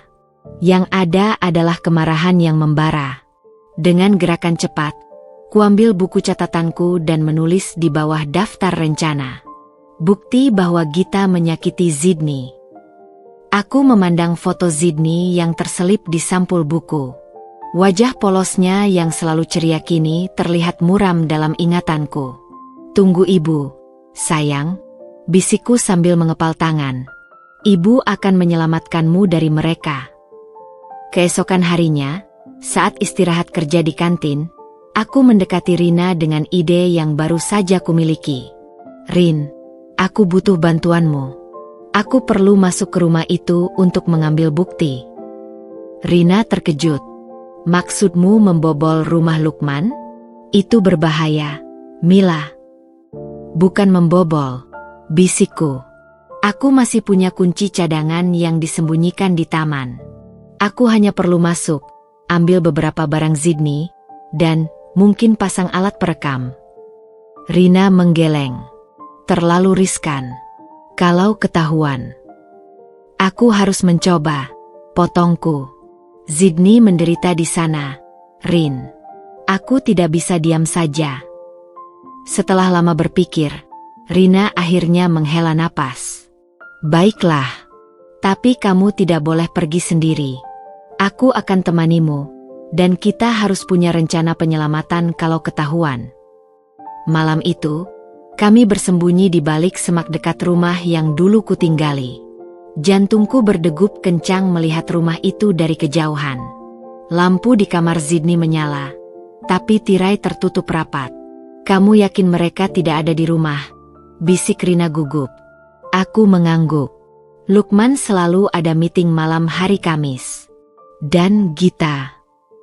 Aku menahan mual. Gita pasti ikut. Dengan hati-hati, aku merangkak ke spot di bawah pohon mangga tempatku dulu menyembunyikan kunci cadangan. Batu besar itu masih di tempatnya. Jari-jariku menggali tanah di sekitarnya sampai menyentuh plastik kecil yang berisi kunci itu. Kita punya 15 menit maksimal, bisik Rina sambil mengecek jam. Aku akan tunggu di sini. Kalau ada masalah, telepon aku. Dengan napas tergesa, aku menyelinap ke pintu belakang. Kunci masih cocok. Pintu terbuka dengan bunyi berderit yang membuat jantungku hampir berhenti. Rumah itu, baunya berbeda. Wangi parfum mahal yang bukan milikku. Foto-foto keluarga di dinding sudah diganti dengan foto Lukman dan Gita. Bahkan kursi favorit Zidni di ruang TV sudah dipindahkan. Dengan cepat aku menaiki tangga menuju kamar Zidni. Pintunya tertutup rapat. Ketika kubuka, hatiku hancur melihat kondisi kamarnya. Mainan-mainan favoritnya berserakan, beberapa bahkan rusak. Boneka beruang kesayangannya tergeletak di lantai dengan tangan yang terlepas. "Ya Tuhan," bisikku sambil mengambil boneka itu. Sydney tidak akan pernah meninggalkan boneka ini dalam keadaan seperti ini. Aku segera membuka laci meja belajarnya. Buku harian kecil yang biasa dipakainya masih ada. Dengan gemetar, kubuka halaman terakhir. Tulisan anak kecil yang tidak rapi. "Aku benci Ibu Gita. Dia suka marahin aku kalau ayah nggak lihat. Aku pingin pulang sama ibu. Tapi Ibu Gita bilang ibu nggak sayang aku lagi." Air mataku jatuh di atas kertas itu. Dengan cepat aku mengambil foto halaman tersebut dengan telepon. Tiba-tiba, suara mobil memasuki garasi. Rina segera mengirim pesan. "Mereka pulang. Cepat keluar." Dengan panik, aku menyembunyikan buku harian itu di balik baju dan meraih beberapa foto lama kami yang masih tersisa di bawah tempat tidur. Sebelum pergi, mataku menangkap sesuatu di sudut kamar. Sebuah kamera kecil yang terpasang di rak buku. Mereka memata-matai anakku sendiri. Tanpa berpikir panjang, kuambil kamera itu dan menyelinap keluar melalui pintu belakang tepat ketika kudengar suara Gita tertawa di teras depan. Di dalam mobil Rina yang melaju kencang, aku gemetar tak terkendali. "Lihat ini," bisikku sambil menunjukkan foto buku harian Sydney. "Dia menyiksa anakku." Rina mengernyit melihat gambar di kamera kecil yang kucuri. "Ini bukti kuat, Mila. Mereka memata-matai Sydney. Dan ada kemungkinan kita bisa dapat rekaman Gita bersikap kasar." Aku memeluk buku harian dan boneka rusak Sydney erat-erat. Malam ini, dendam dalam hatiku mencapai titik tertinggi. Lukman dan Gita bukan hanya mengambil rumahku, mereka menyakiti anakku. Dan untuk itu, mereka harus membayar mahal. Dengan tekad yang membara, aku berjanji pada diri sendiri. Aku tidak hanya akan merebut kembali Sydney, tapi akan menghancurkan kehidupan mereka seperti mereka menghancurkan milikku. Perang sudah diumumkan. Dan kali ini, akulah yang akan memegang kendali. Pagi itu, di ruang kerjanya yang sempit, Bu Siska memandangi dokumen-dokumen yang kami bawa dengan mata berbinar. Tangannya yang bersih dengan kuku rapi mengetuk-ngetuk meja kayu mahoni sambil memeriksa foto buku harian Sydney dan kamera kecil yang berhasil kami sita. "Ini sangat berharga," ujarnya perlahan, mengangkat kepala untuk menatapku. "Tapi kita harus berhati-hati. Secara teknis, kamu mengambil ini secara tidak legal." Rina yang duduk di sampingku segera menyela. "Tapi ini bukti penting bahwa anak itu dalam bahaya." Bu Siska mengangkat tangan. "Tenang. Aku tidak mengatakan kita tidak akan menggunakan ini. Hanya saja harus dengan cara yang tepat." Matanya beralih padaku. "Mila, kamu ingat kata-kata persis yang Sydney katakan di telepon?" Aku menutup mata sejenak, mencoba mengingat suara kecil penuh ketakutan itu. Dia bilang, "Ibu Gita marah karena aku telepon ibu kemarin. Sekarang HP-ku diambil. Dan aku mau pulang, Bu. Aku nggak betah di sini." Suaraku pecah mengulangi kata-kata itu. Pengacaraku itu mencatat dengan cermat. Bagus. Ini menunjukkan pola pengasingan dan kemungkinan kekerasan psikologis. Ditambah dengan catatan di buku harian dan kamera pengintai ini. Dia menghela napas. Kita bisa membangun kasus yang kuat. Tiba-tiba, telepon di mejanya berdering. Bu Siska mengangkatnya. Wajahnya berubah serius. Ya, saya mengerti. Jam berapa? Baik, kami akan hadir." Begitu dia menutup telepon, matanya berbinar. Itu temanku di kepolisian. Mereka menerima laporan anonim tentang pemalsuan ijazah Gita. Mereka akan memeriksanya besok. Rina dan aku saling memandang. "Laporan anonim?" Aku bertanya. Bu Siska tersenyum tipis. Ternyata mantan suami Gita sudah lama ingin membalas dendam. Rina berhasil menghubunginya kemarin. Kantor Gita ternyata berada di lantai 23 sebuah gedung pencakar langit di pusat bisnis kota. Dari dalam mobil sewaan, aku dan Rina mengamati pintu masuk utama dengan tegang. "Kamu yakin ini akan berhasil?" bisikku, jari-jariku mencengkeram erat tas berisi dokumen. Rina mengangguk. "Polisi sudah dapat informasi. Kita hanya perlu memastikan Gita tidak kabur sebelum pemeriksaan." Tak lama kemudian, sebuah mobil polisi mendekat. 2 petugas berseragam keluar dan langsung menuju lift. Jantungku berdegup kencang membayangkan ekspresi Gita ketika ditangkap. "Haruskah kita ikut naik?" tanyaku gugup. "Tidak," jawab Rina tegas. "Kita hanya pengamat. Nanti kalau ada perkembangan, Bu Siska akan memberitahu." 1 jam yang menegangkan berlalu sebelum telepon Rina akhirnya berdering. Wajahnya langsung berseri.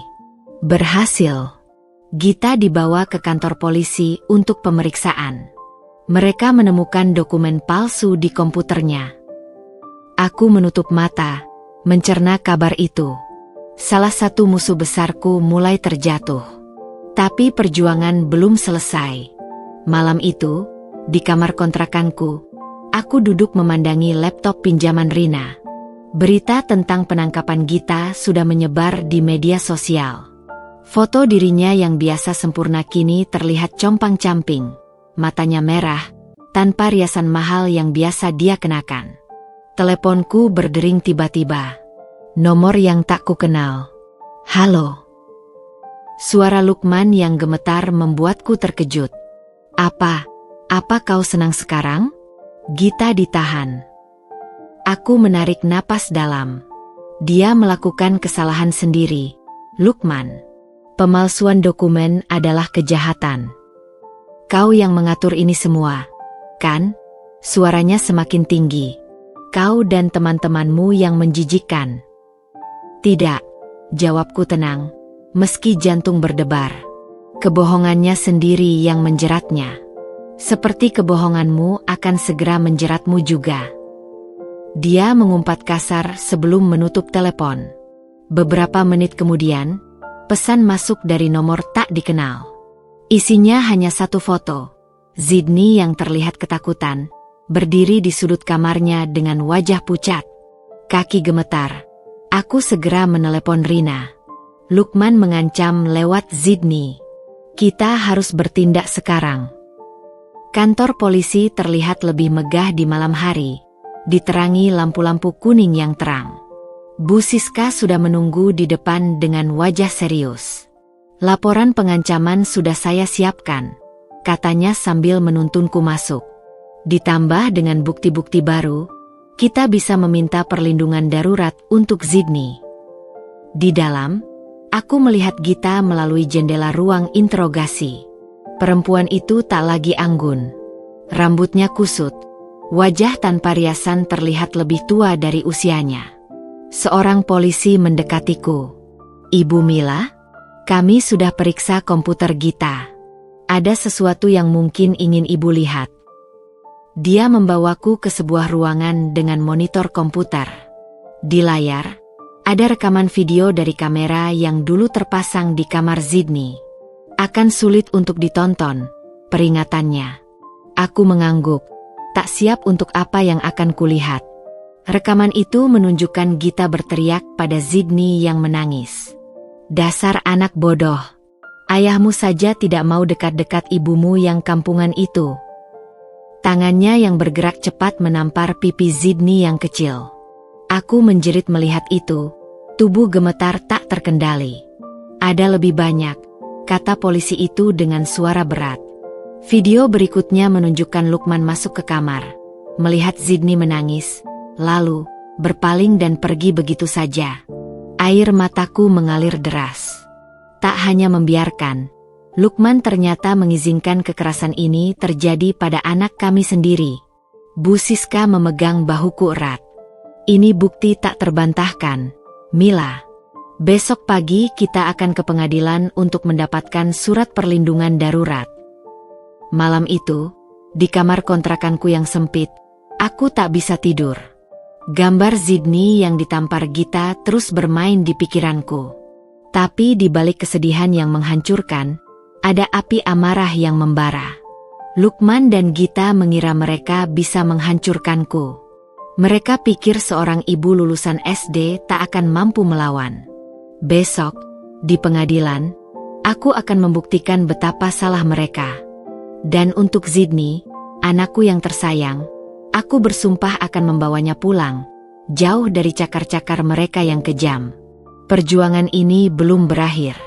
Tapi hari ini, untuk pertama kalinya, aku bisa melihat cahaya di ujung terowongan. Pagi itu, udara pengadilan terasa begitu berat dan kaku, seolah setiap partikel oksigen enggan masuk ke dalam paru-paraku. Aku duduk di bangku plastik keras ruang sidang, mengenakan satu-satunya baju bagus yang masih kumiliki, blazer hitam pinjaman Rina yang sedikit kebesaran di bahuku. Jari-jariku terus memainkan ujung syal yang melingkar di leher, mencoba mengalihkan kegelisahan yang membuat perut mulas. Di seberang ruangan, Lukman duduk dengan wajah pucat dan kemeja yang terlihat kusut. Matanya merah, garis-garis kelelahan terlihat jelas di wajahnya yang biasanya selalu rapi.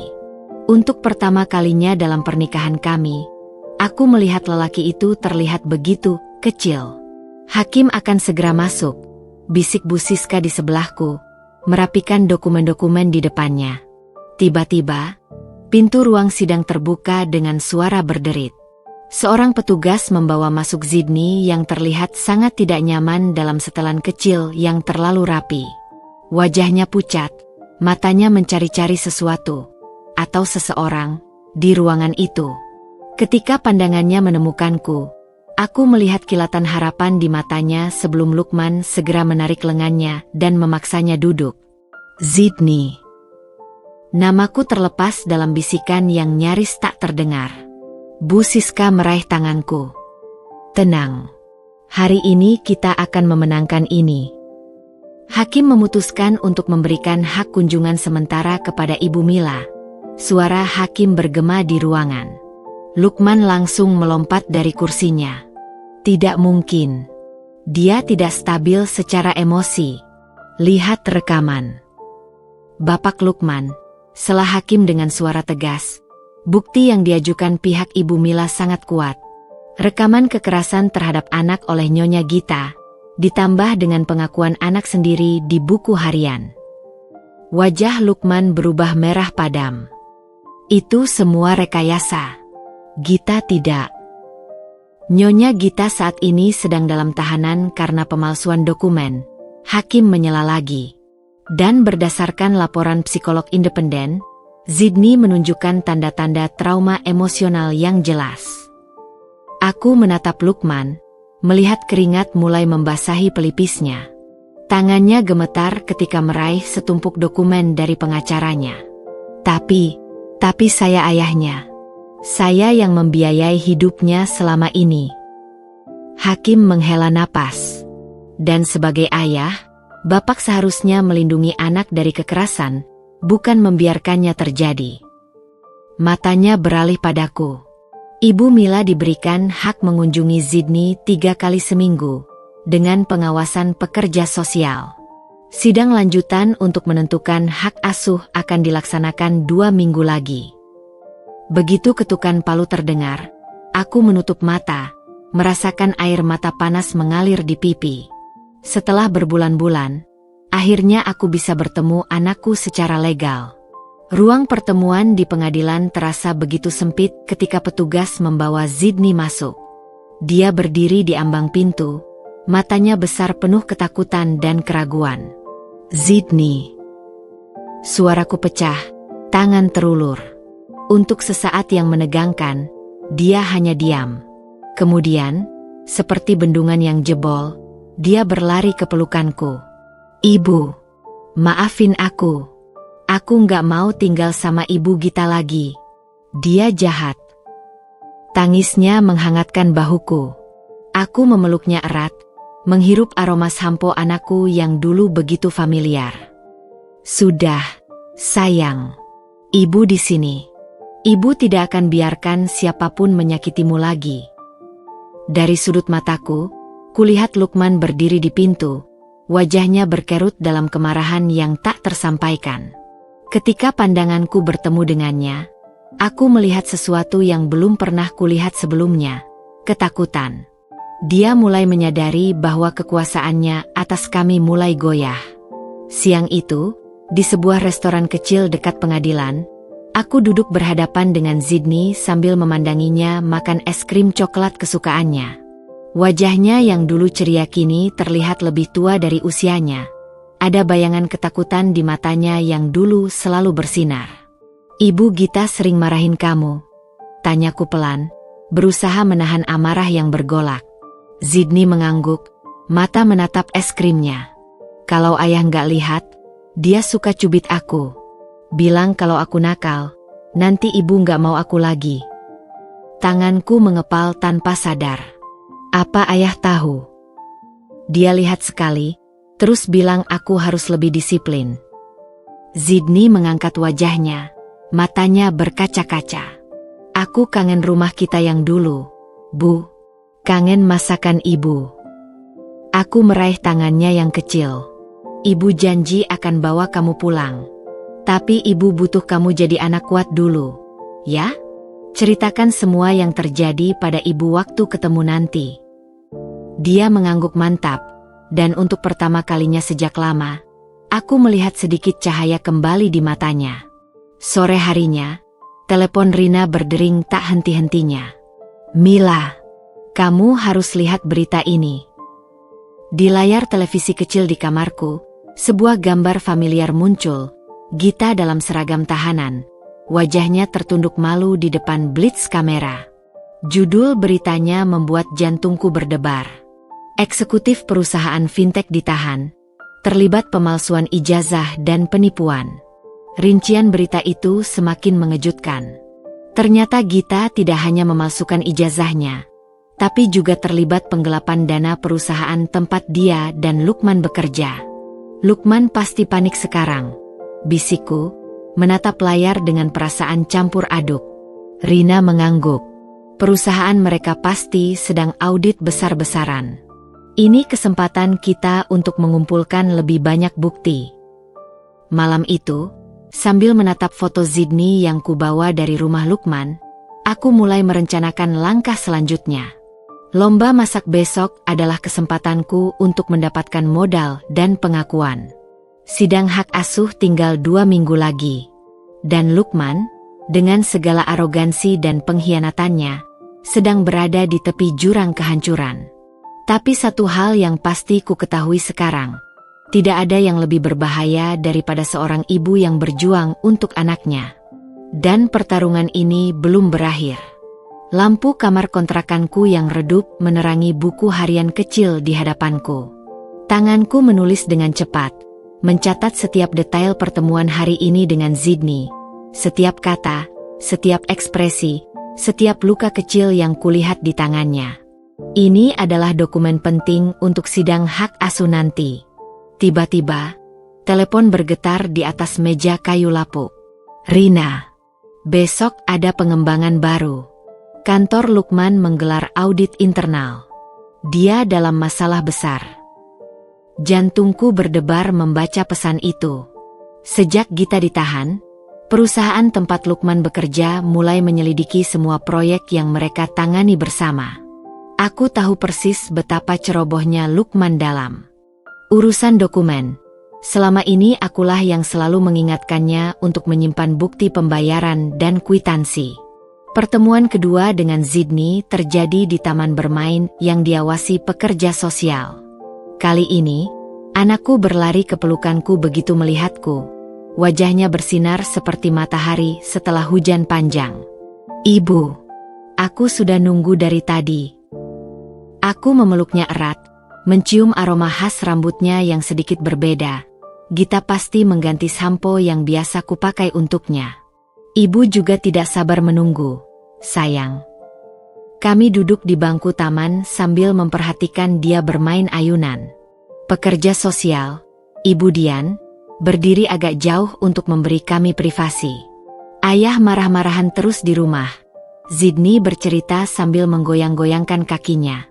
Kemarin dia pecahkan gelas di dapur. Apakah ayah bilang kenapa marah? Tanyaku hati-hati. Zidni menggeleng. Tapi aku dengar dia teriak-teriak di telepon. Bilang ada orang mau merusak dia. Aku mengangguk pelan, mencerna informasi ini. Audit di kantornya pasti sudah mulai mengungkap sesuatu. Zidni, sayang, kalau ayah marah, apakah dia pernah? Ayah tidak pernah cubit aku kayak Ibu Gita, jawabnya cepat, seolah membaca pikiranku. Tapi ayah sekarang jarang di rumah. Kalau pulang suka bau aneh. Bau alkohol. Lukman mulai minum. Ini perkembangan baru. Aku meraih tangan kecilnya. Dengarkan ibu baik-baik. Nak, apapun yang terjadi, ibu akan selalu sayang kamu. Ibu sedang berusaha supaya kita bisa tinggal bersama lagi.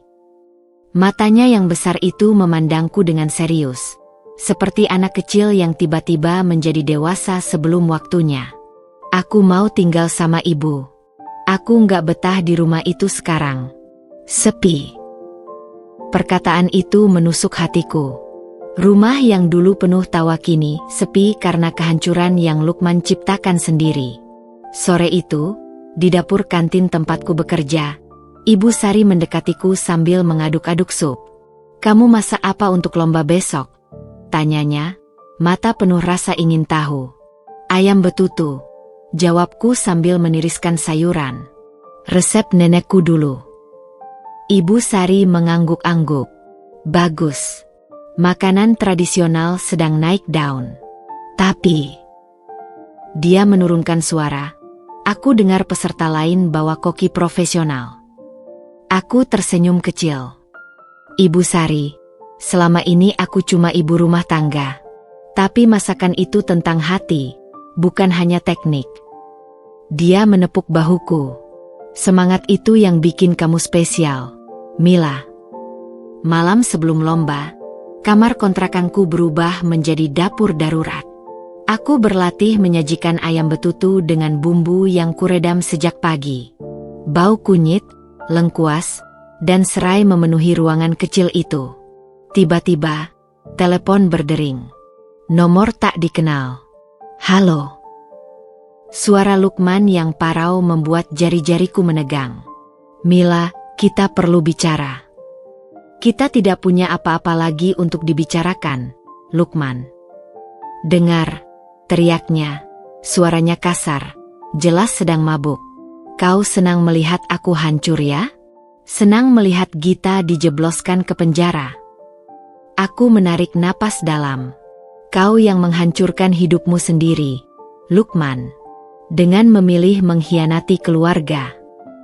Diam sejenak. Lalu suaranya berubah, hampir seperti merengek. Perusahaanku, auditnya buruk. Aku bisa kehilangan segalanya, Mila. Hati ini ingin bersorak melihatnya menderita.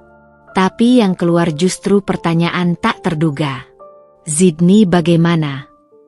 Anak itu baik-baik saja, geramnya. Tapi kau tahu apa yang paling menyakitkan? Dia terus bertanya kapan bisa tinggal denganmu lagi. Anak kandungku sendiri. Suaranya pecah di ujung telepon. Untuk pertama kalinya dalam setahun terakhir, aku mendengar Lukman menangis. Sudah terlambat untuk penyesalan, Lukman, bisikku sebelum menutup telepon.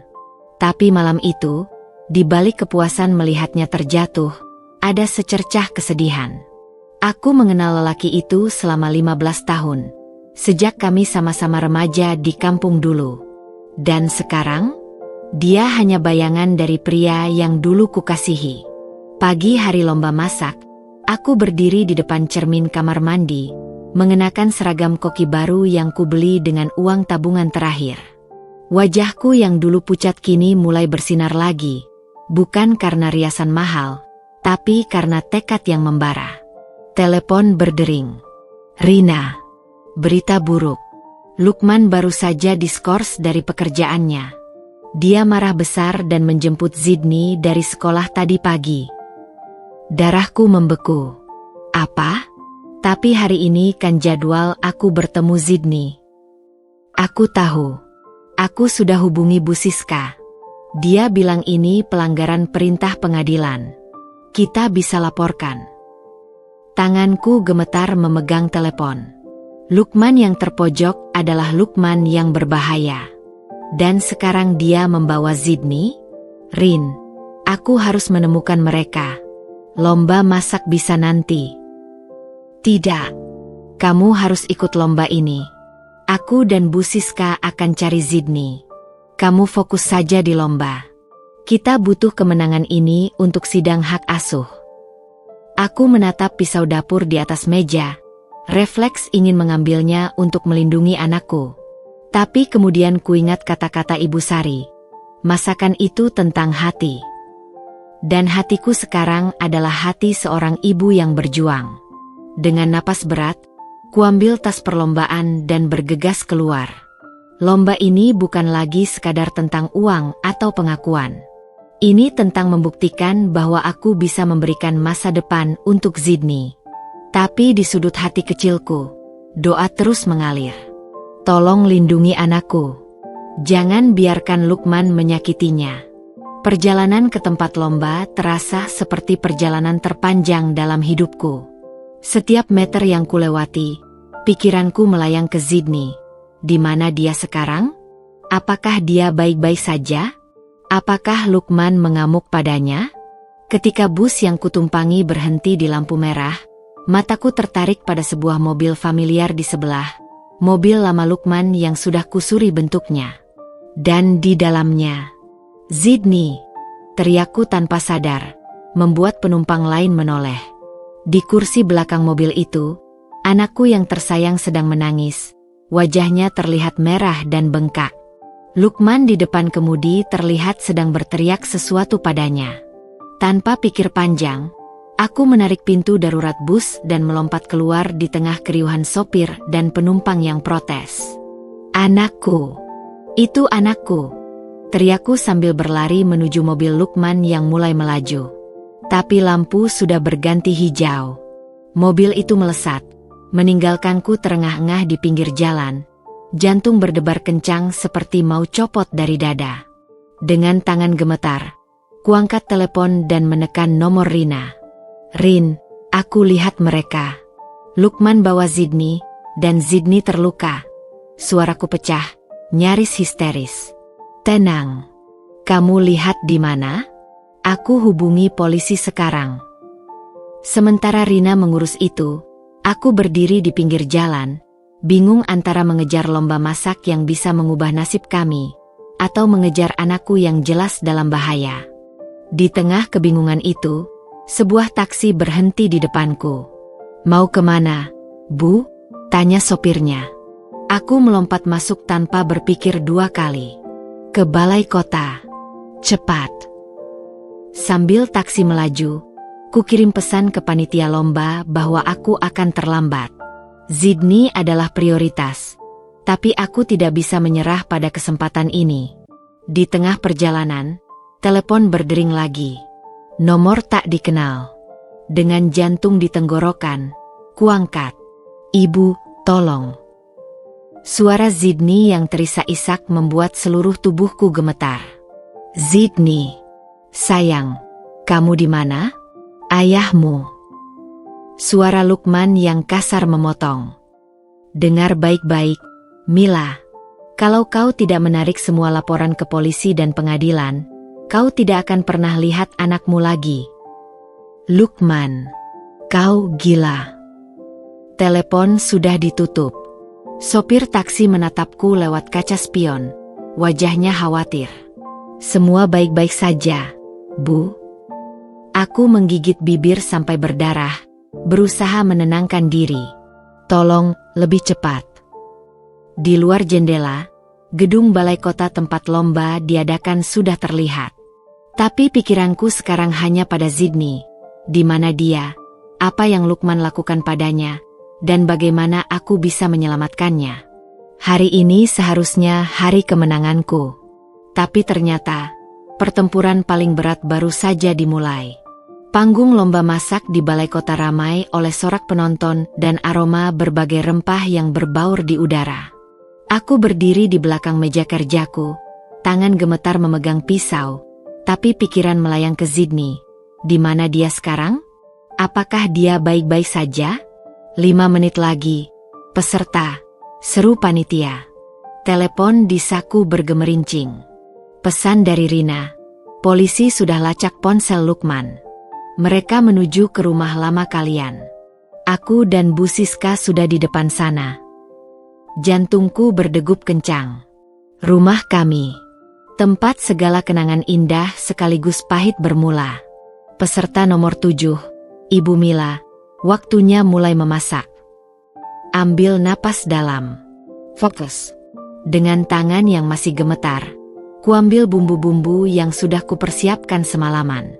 Ayam betutu ini adalah resep warisan nenek, masakan yang dulu selalu mempersatukan keluarga kecil kami di hari-hari istimewa. Setiap irisanku penuh doa. Doa agar Sydney selamat, doa agar aku kuat. 1 jam kemudian, ketika ku keluarkan ayam betutu dari pengukus, aroma kunyit dan daun jeruk memenuhi standku. Para juri mendekat, tertarik oleh bau sedap yang berbeda dari peserta lain. Ini ayam betutu khas keluarga kami, ujarku dengan suara yang lebih percaya diri dari yang kurasakan. Dimasak dengan penuh cinta untuk anak saya yang sangat saya rindukan. Ketika juri utama mencicipi, matanya terpejam perlahan. Luar biasa.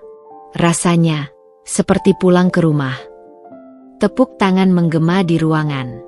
Tapi telingaku hanya mendengar dering telepon. Rina lagi. Kami temukan mereka. Sydney aman. Lukman ditahan. Air mata mengalir deras di pipiku. Para juri dan penonton mengira ini air mata kebahagiaan karena masakanku. Mereka tidak tahu separuh jiwaku baru saja diselamatkan. Rumah sakit tempat Sydney dibawa terlihat lebih dingin dari yang kuingat.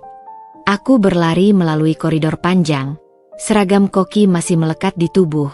Medali emas di dada berayun-ayun mengikuti langkahku. Rina dan Bu Siska sudah menunggu di depan ruang pemeriksaan. Dia baik-baik saja.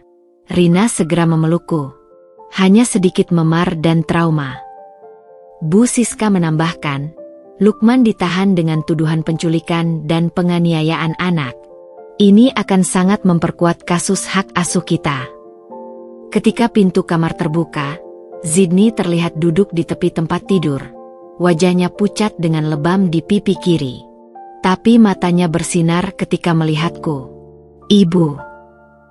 Aku memeluknya erat-erat, tak peduli air mata yang membasahi bahunya.